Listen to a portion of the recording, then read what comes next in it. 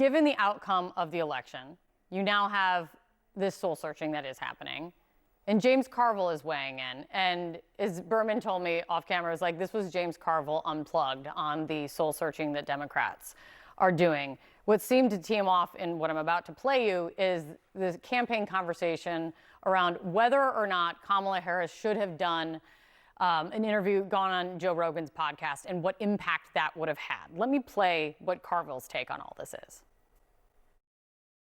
The vice president was thinking about going on Joe Rogan's show, and a lot of the younger progressive staffers pitched a hissy fit. If I were running a 2028 campaign and I had some little snot-nosed 23-year-old saying, I'm going to resign if you don't do this, not only would I fire that on the spot, I would find out who hired them and fire that person on the spot. I'm really not interested in your uninformed, stupid opinion as to whether you go on Joe Rogan or not. Kari? I mean, look, the Democratic Party is far beyond James Carville. I mean, I'm not sure that he's in the mainstream. I'm not sure the last time that he actually talked to voters who were in a barbershop or in a college dorm room, or the last time that he had a town hall meeting or visited a town hall meeting or pressed the flesh or kissed the baby. I love the fact that people go to James Carville so that they could have outbursts like that. He's the Dan Hurley of Democratic politics, where you just have these kind of manic outbursts day in and day out. The Joe Rogan debate is old. If she would have gone on Joe Rogan, she still would have lost this race. Trump didn't win this race because he went on Joe Rogan.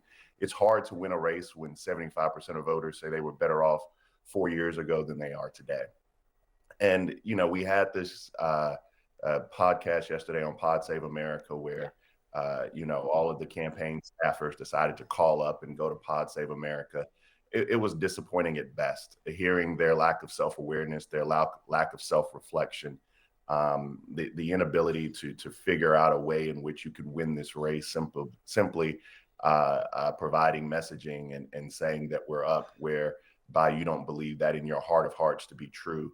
I just think was disappointing. And Pod Save America themselves have been relatively disappointing because they were supposed to be our ecosystem to compete with the right-wing Ben Shapiro's. We were supposed to have this information chamber that was Pod Save, but instead they've kind of become this cocoon themselves where challenging them becomes a hissy fit back and forth. And their messaging has not been one that's been able to prove successful with those same voters that we're talking about Donald Trump did well with. And so I think everybody needs to take a moment of self-reflection, including myself, to figure out how we can get better for 2025. People are talking about 2028. If we get smacked in 2025 in New Jersey and Virginia, then you blow it up. But until then, people just need to stop wanting to hear themselves talk. I know this is an uncertain time. I'm clear-eyed about that. I know you're clear-eyed about it. And it feels heavy. And I just have to remind you, don't you ever let anybody take your power from you. You have the same power that you did before November 5th. That was Kamala Harris yesterday, speaking publicly for the first time since her concession speech. Her campaign Brain Trust also broke their silence yesterday on Pod Save America, a liberal podcast hosted by ex-Obama aides. For the most part, they defended their decisions and blamed their defeat on an abbreviated campaign.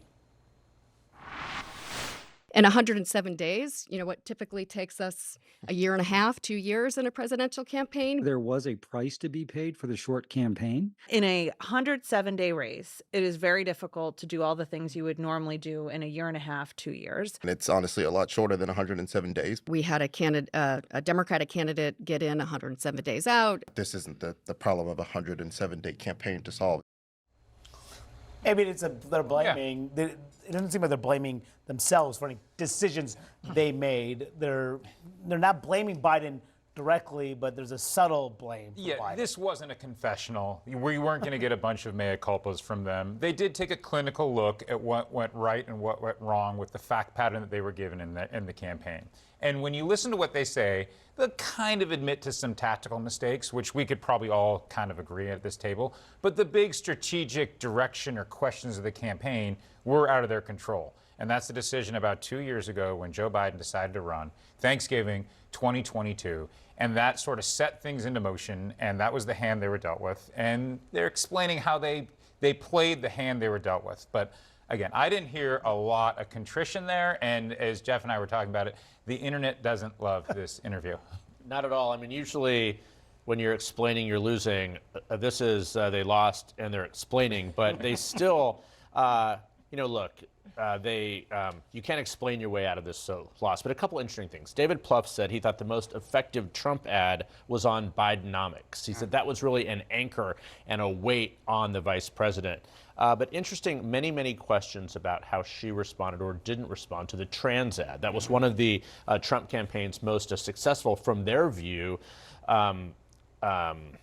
spots that they put out. And they said that they had a few ads that they devised and they ran them through focus groups, but they didn't think that they responded well enough, so they didn't use them because it was in the vice president's own words. That is a decision that was made. There's still a lot of uncertainty about why this was made. Was it the right call or not? As you know, some Senate candidates did respond, like Sherrod Brown and others, just to sort of push back on this. So, look, this did not answer a lot of the questions, but the bottom line, they're right, it was a short campaign, but was it a winnable one with Donald Trump as the opponent? I mean, look, it was a close race. Things could have made a difference on the margins, even though Trump But did not win. as close as 4 years ago. Sure, but still, but in some of these states, perhaps some things could have changed. You talked about the trans ad. That had been, of course, millions of dollars, tens of millions of dollars of attack ads being leveled against Harris, who didn't respond really at all. This was, as Jeff was mentioned, this is by Quentin Folks, who is the Harris deputy campaign manager, talking about the decision not to respond. On the trans attack, obviously it was a very effective ad at the end. I ultimately don't believe that it was about the issue of trans. I think that it made her seem out of touch.